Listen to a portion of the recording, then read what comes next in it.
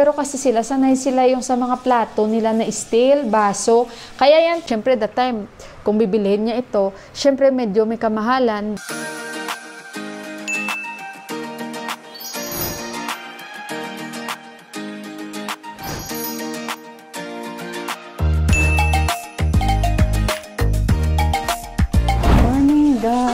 Happy Saturday sa inyong lahat. Dito kami sa kusina ni Deepak. Pasensya na kayo sa ingay kasi nagre-refill kami ng tubig. Aalis pa si Deepak. Ano lutuin namin? Mag-aadobo kami. At yung sag. Hanggang gabi na yan ang ulam namin, guys. Si Deepak maingay talaga siya sa kusina. Kahit sino sa kanila maingay talaga yan sa kusina. Kasi parang sanay sila ba na yung mga gamit nila still.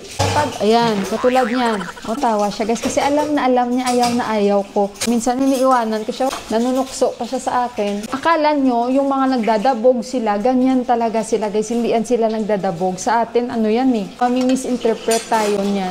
Pero ako ayoko, guys, na may maingay na ganyan. Kaya pinapagalitan ko yan siya. Minsan magugulat siya, iniiwanan ko na lang. Kaysa naman makapagsabi ako na hindi maganda, na hindi niya naman sadya. Pero kasi sanay sila yung sa mga plato nila na steel, baso. Kaya yan, mga glass yan, hawakan nila. Mababasag talaga nila. Kasi hindi sila sanay na ganyan ang kanilang mga ginagamit. Hindi naman nila yung sadya, guys. Mostly sa kanila, clumsy. Ayan, si Deepak, very clumsy yan. Pareho, yan. Natukso niya lalo ako. Natingnan nyo naman aking may love. Good morning, Ane, my loves. Oh, good morning. Ayan. So, nung isang araw, ano pala namin? Anniversary namin. Ayan yung video. And nakalimutan ko actually, guys, na anniversary namin. Siguro kasi marami akong mga iniisip dahil syempre kaka-opera ko lang. Nakalimutan ko talaga. Alam nyo ba nagpadala siya sa akin? Litrato namin dalawa. Ayan, yung litrato namin.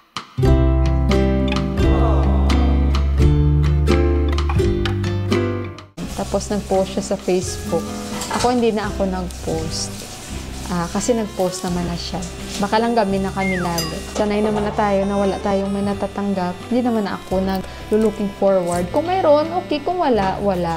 Diba? Basta healthy at okay. At ginagampanan naman niya yung responsibility niya.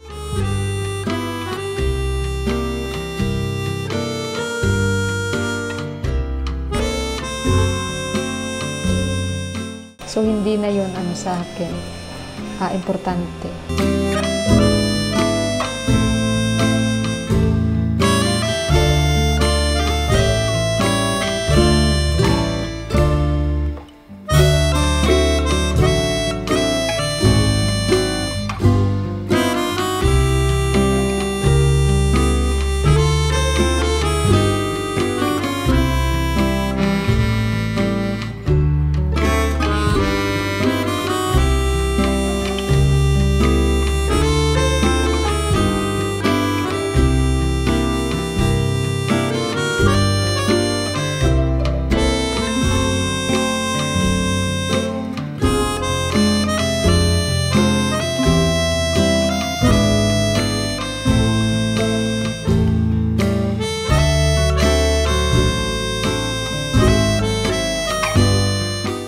Guys, luto na yung aming adobo.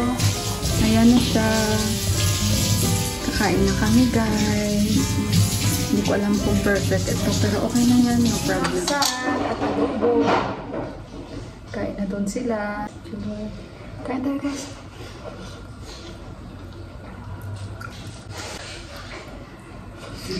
Hello, guys. Naligo ako, no? So, hapon na dito. Oh, ito yung snacks ko. Kumain na kami kanina ng mangga. Ay, hindi pala ako. I did not eat mango. Si Yuhan pala ang kumain. Enough na tomorrow? No, only one. Because too much sugar, that one. Enough na. And you drink juice also. Kasi, paborito ni Yuhan ang mangga, guys. So, hiniwa ko. Pinakain ko sa kanya. Mayroon pa isa. So, bukas na ulit kasi, ano yan matamis. So, nag-juice na siya. Kain tayo muna, guys. Since 16 years na kami ni Deepak, and ang grabe, no? 16 years. So, matagal na. Pero pa yung 5 years kaming mag-boyfriend and girlfriend. So, ito yung aming, ika 16 years. So, baka magtaka kayo Ever since ba, hindi ba talaga si Deepak sa akin nagre-regalo? Si Deepak bihira siya talaga. Bihira means, kasi syempre, nagre-regalo din naman siya sa akin, guys. Lalong-lalo na nung nasa UAE pa kami. Pero hindi lagi.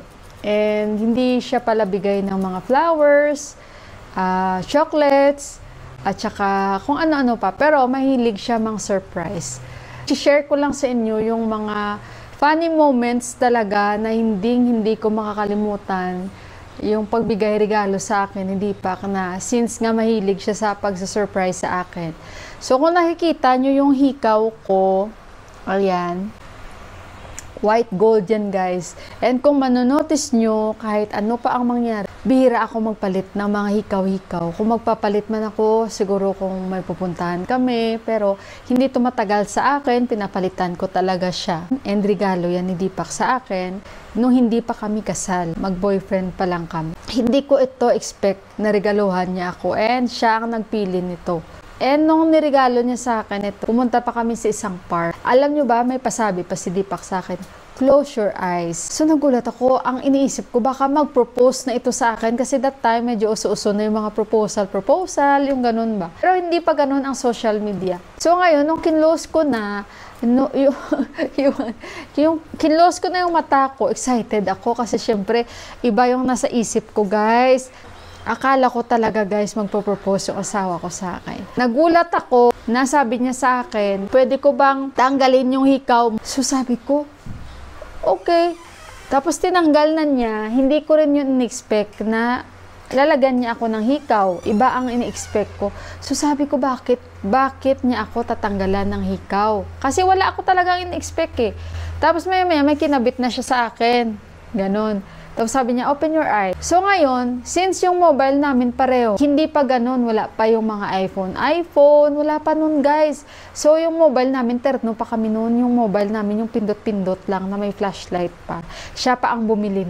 So ngayon, hindi ko naman makita kung anong design kasi wala man akong salamin na dala, ganun din siya. So yung, ayun, hindi ko makita yung so unless punta lang ako ng banyo, doon ko nakita. Pero sabi ko sa salamin sa banyo, bakit kaya hikaw ang binigay niya sa akin? Bakit kaya hindi sing-sing? In-expect ko pa naman sing-sing. Sabi ko, di bale.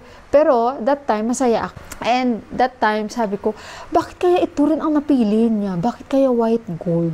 Tsaka sabi ko, paano kaya niya nabili ito? Kasi white gold yung number iba, di ba? Sa white gold. 925, tapos 720 ata ito yung number. Kasi doon mo malalaman. So ngayon, guys, sabi ko, paano niya kaya nabili ito? Kasi hindi man ganun kataas yung sahod namin. Ako naman nag-isip, guys, nag-concern lang ako kasi alam ko kung magkano lang naman yung sahod namin and kaka-promote niya lang din bilang isang shift in charge and ako naman cashier and hindi naman ganun kataas yung mga sahod namin. Siyempre, that time, kung bibilihin niya ito, siyempre medyo may kamahalan dahil white gold siya. And doon lang ako nag-concern kasi sabi ko, kako, baka nakakakuha siya ng mga tips, iniipon niya. Or sabi ko, kahit na, sabi ko, pero parang nahiya ako na mahal ito, pero alam nyo ba, guys, hindi ko talaga natiis. Nagtanong talaga ako sa kanya. Sabi ko, paano mo ito nabili? Kasi mahal pag bumili ka ng mga golden doon, sabi ko. Sabi niya, don't ask na lang the question like that, sabi niya. Of course, I can buy, sabi niya. And alam mo ba, kasi Ramadan, guys, usually ang Ramadan kasi, pag Ramadan doon sa Middle East, iba ang timing.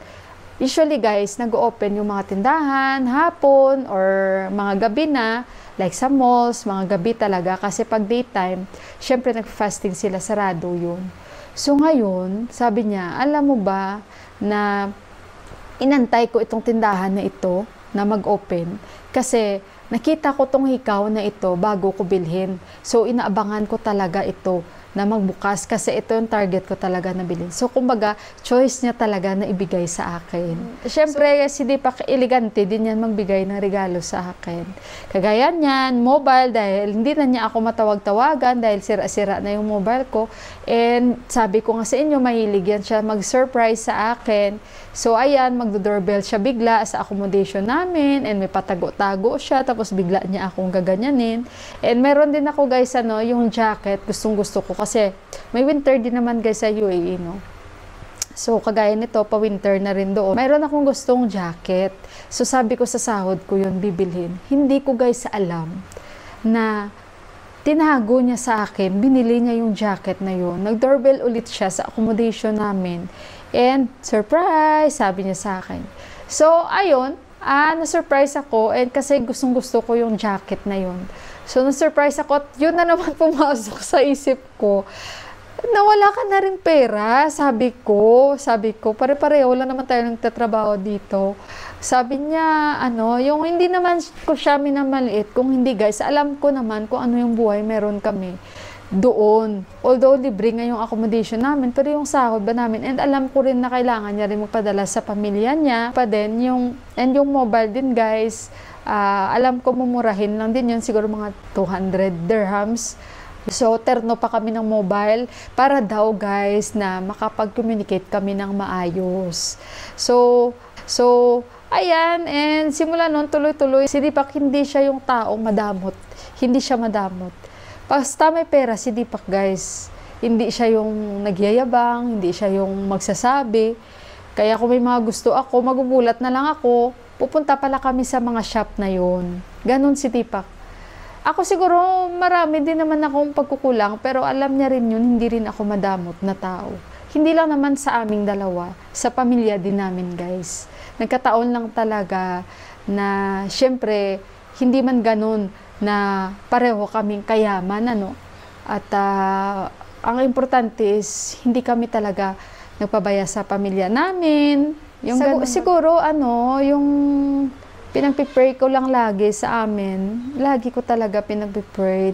Bigyan na kami ni Lord ng good health and lagi siya nasa center ng aming pamilya and sa relationship namin ni Deepak. And lagi ako nagpipray na talagang sanhabaan pa ni Lord yung pasensya ni Deepak at pag-iintindi sa akin.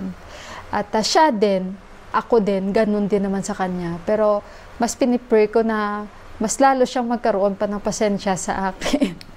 And syempre, si Johan, always talaga na maging mabait lang siya hanggat sa paglaki niya and na ma-provide lang namin lahat-lahat sa kanya.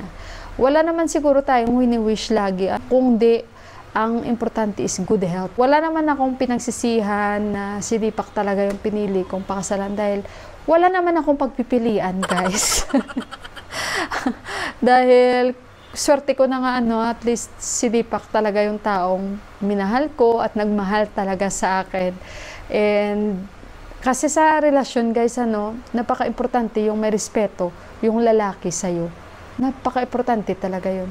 And sa tagal namin, never akong sinaktan ni Deepak. Never akong sinaktan ni Deepak. Kasi sabi ni Deepak sa akin, hindi ko duty ang manakit ng babae. Ganun ang sabi niya sa akin. Siguro, syempre guys, hindi natin ma-avoid nag-aaway kami. Of course, nag-aaway kami guys. Doon mo talaga marirealize habang patagal na patagal kayo. Parang hindi mo pwedeng ipalit yung asawa mo kahit anong bagay o kahit kanino man. Dahil siguro may mga trials din darating sa amin. Pero andyan pa rin si Lord na mag-guide sa amin. Yun lang. Sa nakikita ko din kasi parang never pa kami nagkakaroon talaga ng problema na Deepak like third party at saka yung the best sa amin is pareho kaming hindi seloso and very open kami sa isa't isa. Yung selos-selos, parang hindi uso talaga sa amin ni Deepak. Umabot na kami sa 16 years. Parang hindi kami nagkaroon ng issue about selos-selos guys, sa totoo lang. So more kami talaga sa mga matured na mga bagay, Kasi si Deepak talagang siguro na rin sa pagpapalaki sa kanya ng kanyang mga magulang, kung paano rumispeto. Kasi nakikita ko talaga kay Deepak na marespeto talaga siyang tao. Although, syempre, ma-judge lang siya ng iba minsan na suplado, matahimik, like dito. Pero sa mga tao talaga nakakakilala sa kanya, alam nila na tahimik lang talaga si Deepak na tao. Lagi ko naman yan sinasabi. Masarap lang sa pakiramdam na habang tumatanda kami, yung tao na pinili ko talaga mahal, hindi siya yung nagbabago na habang patagal na patagal, lumalala ang ugali, nananakit, yung ganun ba?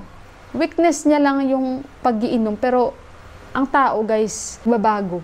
Katulad niya si Deepak nung binata pa siya, palainom talaga siya, pero ngayon, naglalaylo-laylo na siya. Nag-iba talaga siya. Simula nung lumabas na si Johan. And yung katigasan ng ulo niya, ngayon nandito na kami, especially si Johan, parang medyo, nabawasan na konti. Wala guys, lagi naman ako nagpapasalamat sa mahal na Panginoon na kahit ibang lahi, si Deepak, ibang lahi yung pamilya na puntahan ko, minahal nila ako, tinanggap nila ako, at never kaming nagkaroon na malala ng mga pag-aaway, ganito, ganyan, ganyan. And yun lang guys, na-share ko lang sa inyo. At saka baka napahaba na itong aking vlog. So again, thank you so much sa inyong lahat, and shout out sa inyong lahat dyan. And siguro Tage na or hindi ko alam, kasi may mga memories ako sa Facebook, kaya na-share ko din and kay Ama. Hindi ko alam kung kailan talaga yung Tage, bukas or makalawa, hindi ko talaga alam, kasi may nakikita ako nagsiselebrate na dito. Or tingnan na lang natin, pero sad to say hindi kami makakapag-celebrate, nasabi ko na sa inyo. Kaya ayun guys, basta i-end ko na yung vlog. Maraming salamat ulit, and thank you sa mga comments nyo lagi sa akin dyan, sa mga hindi pag-skip ng ads. So madami sa inyong nag-comment na doon sila sa unskippable ads. So maraming salamat sa taos-puso nyo talagang pagsusuporta, nakikita ko yan. So ayun, thank you so much. God bless us all and I love you. Bye guys, ingat kayong lahat.